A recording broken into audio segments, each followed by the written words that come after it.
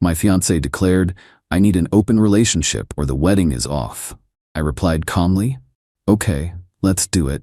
Then I immediately set up 3 dates with her friends and flaunted my newfound freedom. She was shocked and begged to call the whole thing off. I, 32mm, am, or rather was, engaged to Chloe, 30F. We've been together for 5 years, engaged for 1. Wedding plans were in full swing. Venue booked, deposits paid, the whole 9 yards. Everything seemed fine, or so I thought. Last Tuesday, Chloe sat me down. She looked serious, which isn't unusual for her when she wants to discuss something important, but the vibe was off.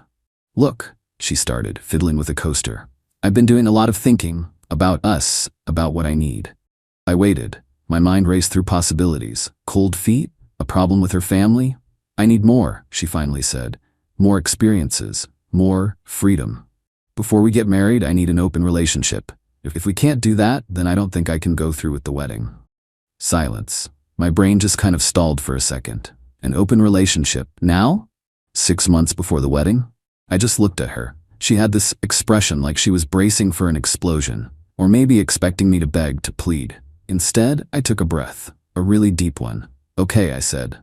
Just like that. "Okay, Chloe, if that's what you need, then let's do it. An open relationship it is." Her jaw literally dropped. I could see the calculations whirring behind her eyes. This was not the reaction she anticipated. Not even close. "Wait, what?" she stammered.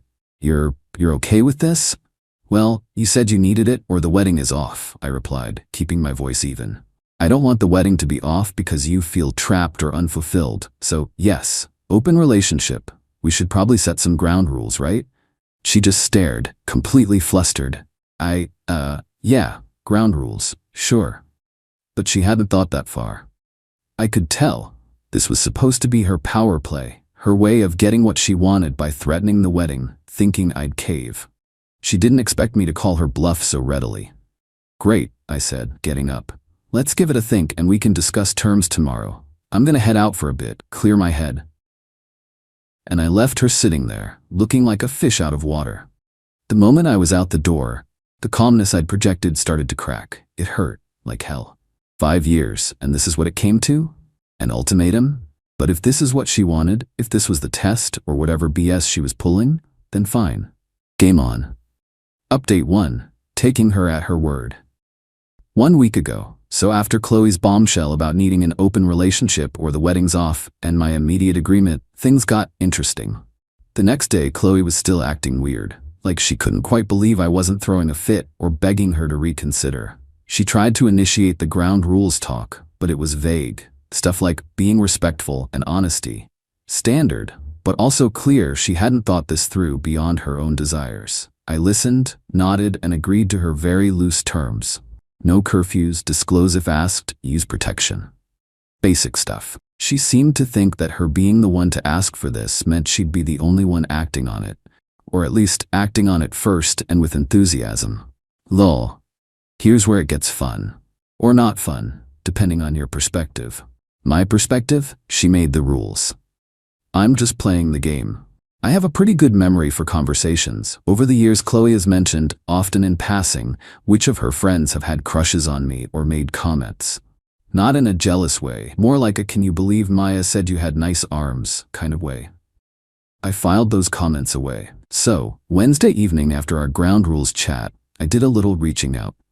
First, Maya, 29, Chloe's friend from college, always bubbly, always friendly.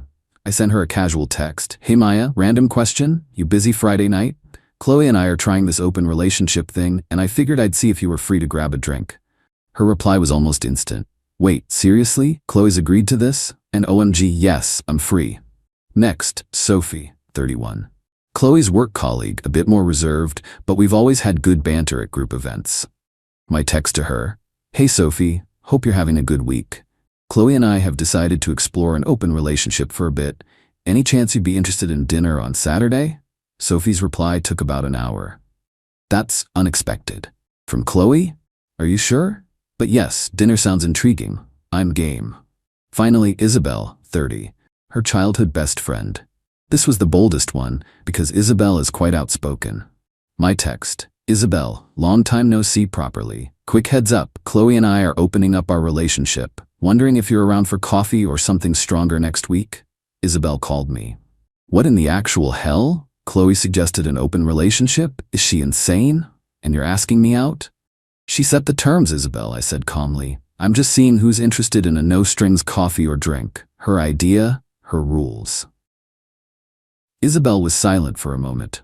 Then she laughed. A genuine, loud laugh. You magnificent bastard. Okay, I'm not sure if I'm horrified or impressed, or both. Let me think about it, but damn. Text me next week. Spoiler, she agreed to a let's see drink for Tuesday. So 3 dates lined up, with her friends. I didn't say anything to Chloe immediately. I just let her see me on my phone a bit more, smiling a little. She kept giving me suspicious looks. On Thursday evening, I mentioned casually, oh, by the way, I've got a few plans this weekend, just giving you a heads up. Plans? She asked, a weird edge to her voice. What kind of plans? Just grabbing a drink with Maya tomorrow night, dinner with Sophie on Saturday, and maybe coffee with Isabel next week. I said it like I was discussing the weather. The color drained from her face. My friends? You asked out my friends? Yeah, I said. Is that a problem? We're open, remember? Your idea. She sputtered. But I didn't think you'd actually, with them. Why not? I asked, genuinely curious at this point. They're attractive, interesting people. And they were available. She just stared at me, mouth opening and closing. The entitlement was rolling off her in waves. She clearly thought this open relationship was a one-way street, a free pass for her, while I was supposed to sit at home, pining and miserable. The shock on her face was, well, it was something. Update 2. The backpedaling begins.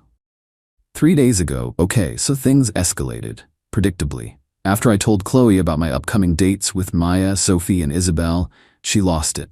Not in a screaming, throwing things way, that's not really her style, but in a very panicked, this is not how it was supposed to go, kind of way.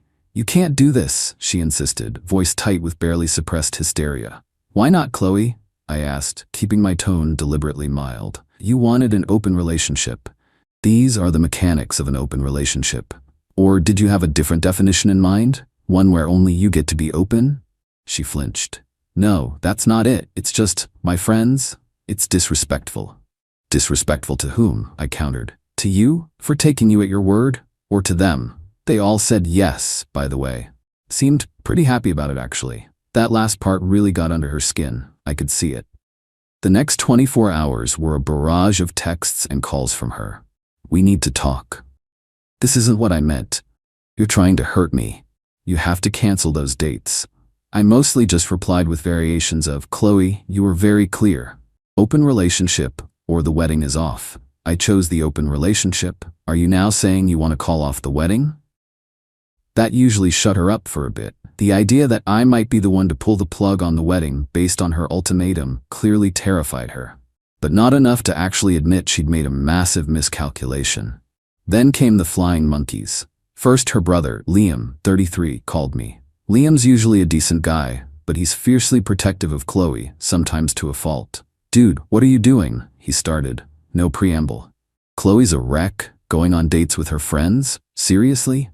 Liam, I said. Chloe gave me an ultimatum. An open relationship, or she wouldn't marry me. I agreed to her terms. What's the issue? Yeah, but an open relationship doesn't mean you go actively try to hook up with her entire social circle. It's about exploring. If the need arises. He sounded like he was parroting something Chloe had him. So the need should only arise for her? I asked. And when it does, who should she explore with? Strangers? My friends? What are the acceptable parameters here, Liam? Because Chloe was pretty vague. He got huffy. You're being an ass about this. She made a mistake, okay? She didn't think you'd react like this. Then she shouldn't have issued an ultimatum she wasn't prepared for me to accept, I said. I'm just following the rules she laid down.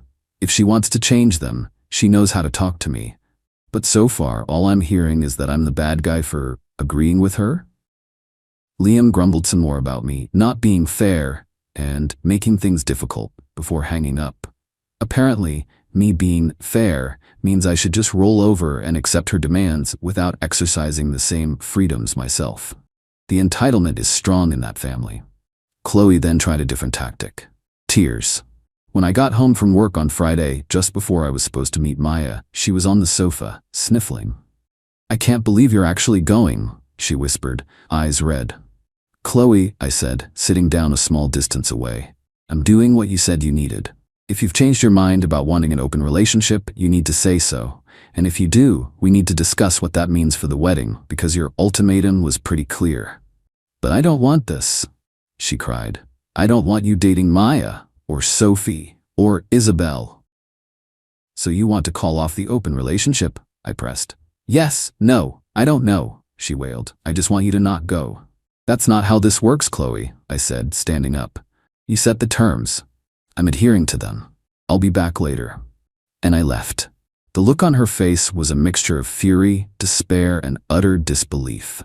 The date with Maya was nice. We had a couple of cocktails.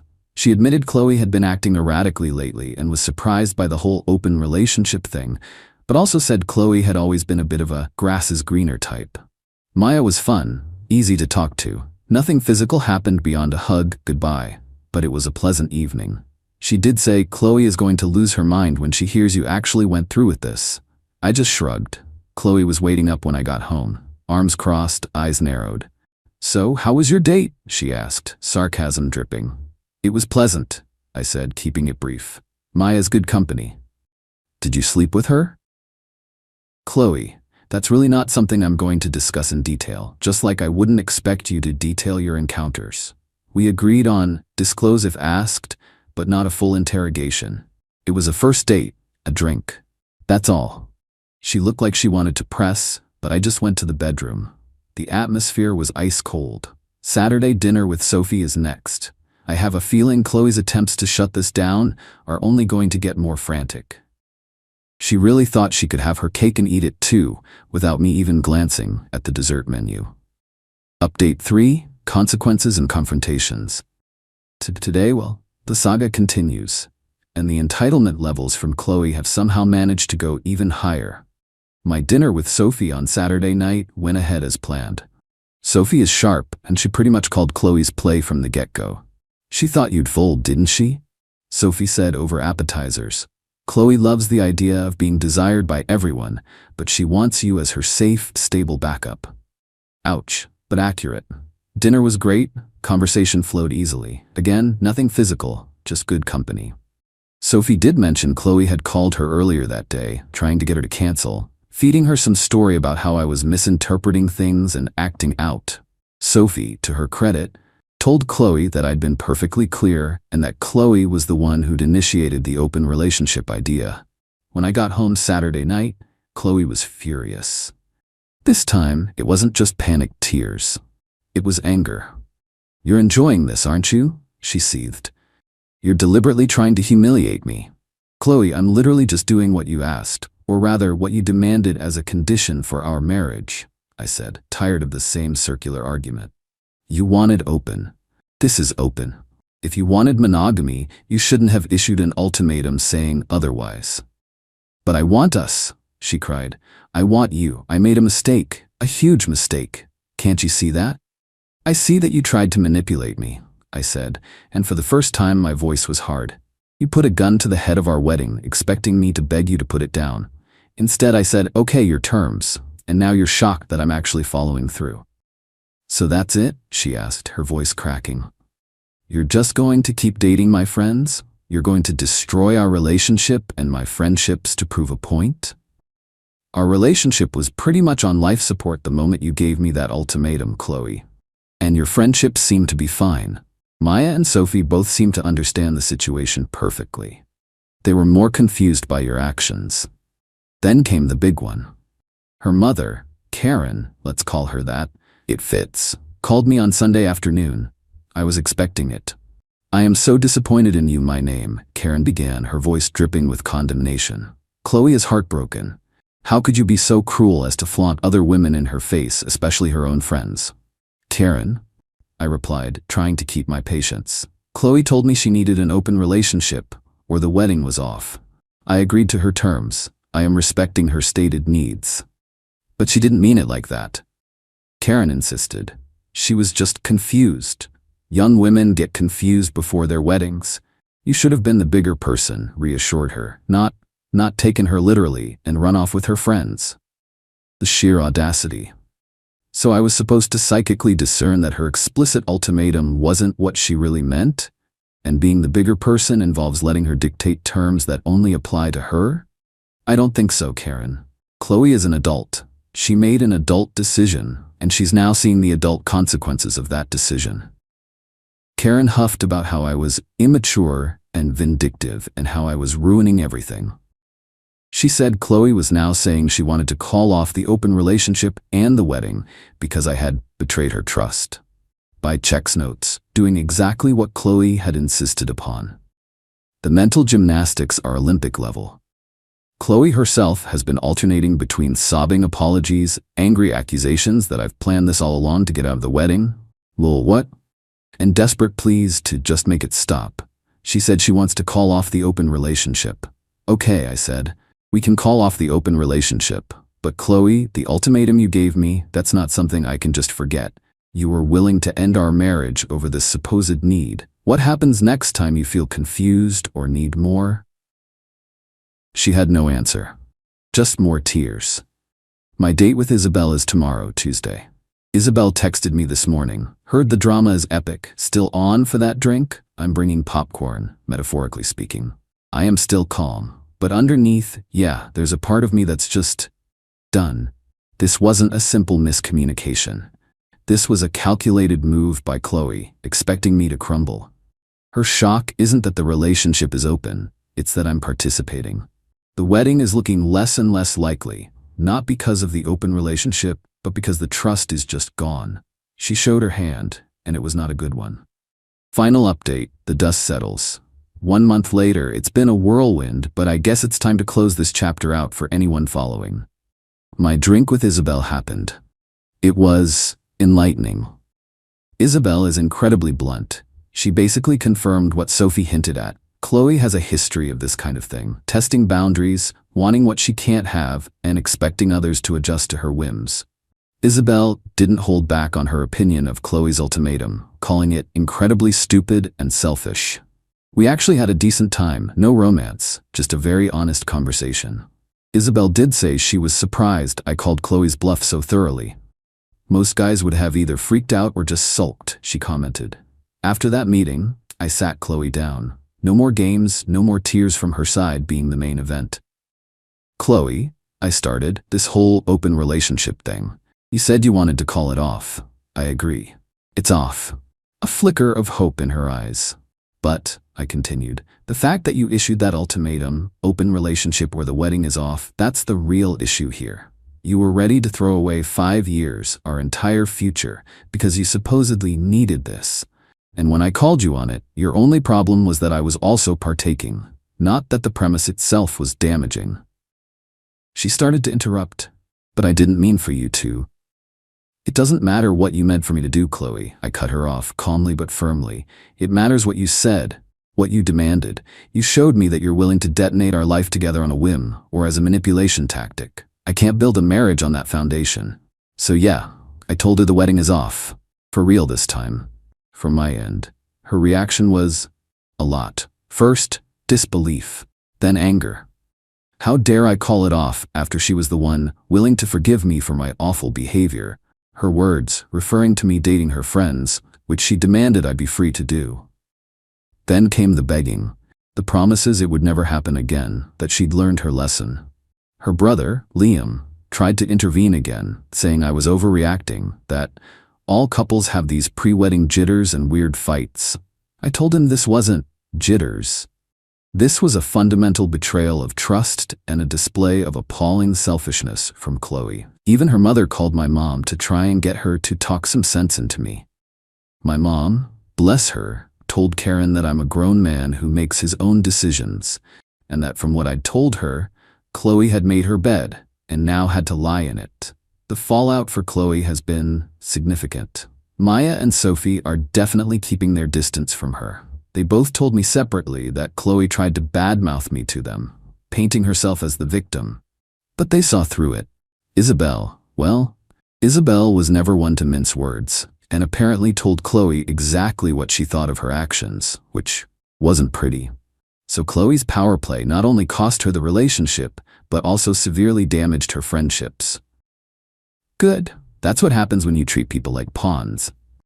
We're in the process of disentangling everything, canceling vendors, figuring out who gets what from the apartment. We're both moving out, no way I'm staying there. It's messy and expensive, but honestly, every cancellation fee is a small price to pay for dodging that bullet. I've had moments of sadness for the relationship I thought we had. A little bit of anger still lingers, sure, but mostly relief and a strange sense of calm. I didn't explode, I didn't beg. I just took her at her word, played by the rules she set, and let the natural consequences unfold. She engineered her own downfall. I'm not looking to date anyone right now. Definitely not any of Chloe's former friends. That was just a means to an end, a way to mirror her own stated desires. They were all cool about it, understood the dynamic. I'm focusing on myself, hitting the gym, reconnecting with my own friends. Moving on. Chloe, from what I hear, is miserable. She's apparently telling anyone who'll listen that I'm a cold, manipulative monster who tricked her. Some of her more distant acquaintances might believe her. Her family, predictably, supports her narrative. But the people who mattered, the ones who saw it unfold or were directly involved, they know the truth. She gambled, she lost. End of story. Thanks for letting me vent, Reddit. It's been weirdly therapeutic laying it all out. Onwards and upwards, I guess.